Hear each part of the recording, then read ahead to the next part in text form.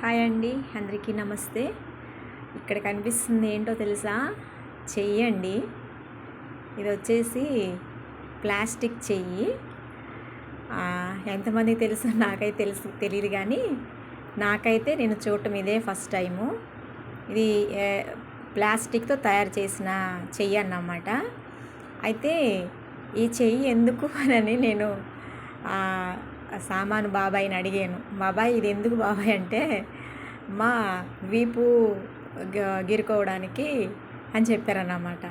నాకైతే అంతకుముందు పెద్దవాళ్ళు దువ్వెన తీసుకొని అలా చిన్న చిన్న చీపురు పుల్లలు తీసుకొని వీపు కొంచెం దురదగా ఉంటే గీరుకునేవారు అన్నమాట. అయితే నాకు అనిపించింది, ఈ పుల్లలతోటి ర్యాషెస్ అవి వస్తాయి కదా ఎక్కువ గీకుంటే అని చెప్పానని. అయితే నిజంగా ఇదైతే నేను చూస్తుంటే నాకు చాలా నవ్వు వస్తుందండి. అయితే ఇది మనకు ఉపయోగకరమైంది, కానీ మనసు మేధస్సు అంటే ఎవరికైతే ఈ సిచ్యువేషను వచ్చి ఉంటుందో పాపం వారే తయారు చేసి ఉంటారేమో దీనికి సొల్యూషన్ కాదని చెప్పానని నేనైతే అనుకుంటున్నాను.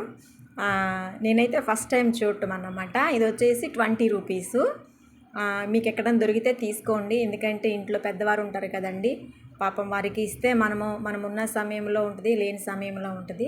సో కాబట్టి వాళ్ళకి ఇది ఉపయోగకరంగా ఉంటుంది. కాబట్టి మనము ఒక్కోసారి మనకైనా సరే మనకి ఉపయోగకరంగా ఉంటుంది అన్నమాట. సో కాబట్టి ఇదైతే నేనైతే తీసుకున్నాను. మరి మీకు కూడా ఎక్కడైనా దొరికితే తీసుకోండి.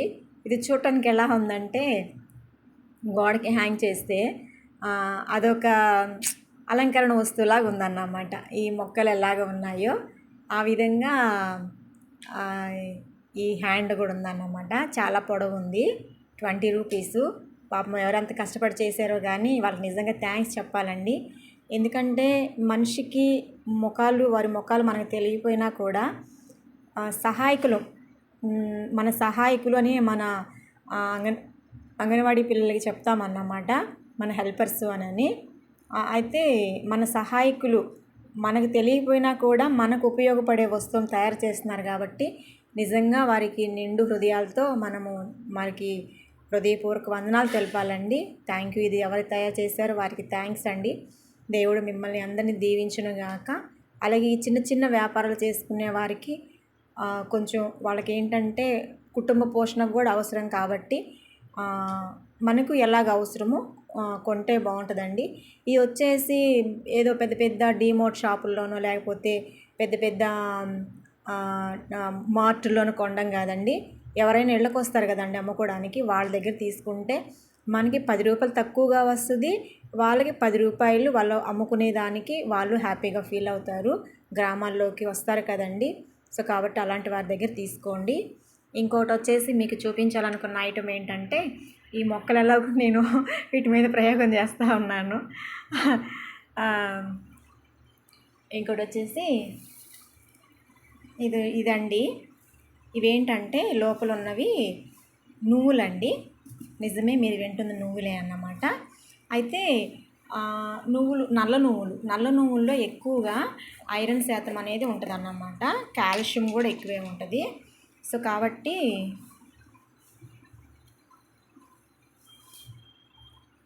చూడండి, ఇవి వచ్చేసి నల్ల నువ్వులు శుభ్రంగా కడిగి ఎండకు ఆరబోసిన తర్వాత లైట్గా కొంచెం ఏపేనండి. ఈ ఏపినివి మనము స్నాక్స్ లాగా తినొచ్చు అన్నమాట. నిజమేనండి, మీరు వింటుంది, చిన్నలైనా పెద్దలైనా స్నాక్స్ లాగా తినొచ్చు అన్నమాట. చాలా టేస్టీగా ఉంటాయి. కొంచెం లైట్ చిరుచేదుగా ఉంటుంది, కానీ ఇది మాత్రము చాలా చాలా బాగుంటాయి అన్నమాట. తినగా వేప తీయన అన్నట్లు ఈ నువ్వులు కూడా చాలా చాలా బాగుంటాయి. చిన్నప్పుడు మా అమ్మగారు ఏం చేసేవారంటే, ఇలాగా నువ్వులు ఒక డబ్బాకి, జొన్నలు ఒక డబ్బాకి వేపి, తర్వాత వచ్చేసి నల్ల పెసలు, పచ్చ పెసలు, కందులు వేపి ఇట్లా డబ్బాలకు పోసేవారు అన్నమాట. పోస్తే ఇంకా అవే మాకు స్నాక్స్ అన్నమాట. ఇంకా ఈ బయట ఫుడ్ అట్లాంటిది ఏమి ఉండేది కాదు.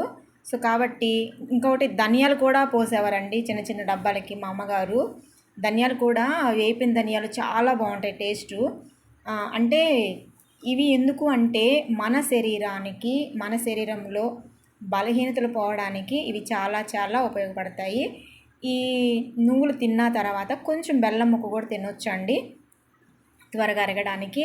లేదు అంటే మనము మిక్సీకి పట్టుకొని ఈ గింజల్ని మిక్సీకి పట్టుకొని కొంచెం యాలకులు, కొంచెం కొబ్బరి, కొంచెం బెల్లం వేసుకుంటే చక్కగా నువ్వులు ఉండలు అయిపోతాయి అన్నమాట. పిల్లలకి రోజు ఒకటి ఇవ్వచ్చు మనము. కాబట్టి నేనైతే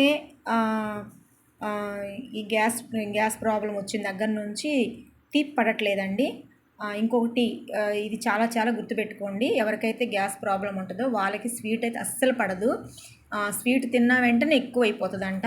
సో కాబట్టి అందుకని ఇందులో బెల్లం కలుపుకుండానే నేనైతే ఇంక స్నాక్ ఫుడ్గా నాకు ఏదైనా తినాలి అనిపించినప్పుడల్లా ఇవి కొన్ని గుంజలు నోట్లో వేసుకొని నవలేస్తానన్నమాట.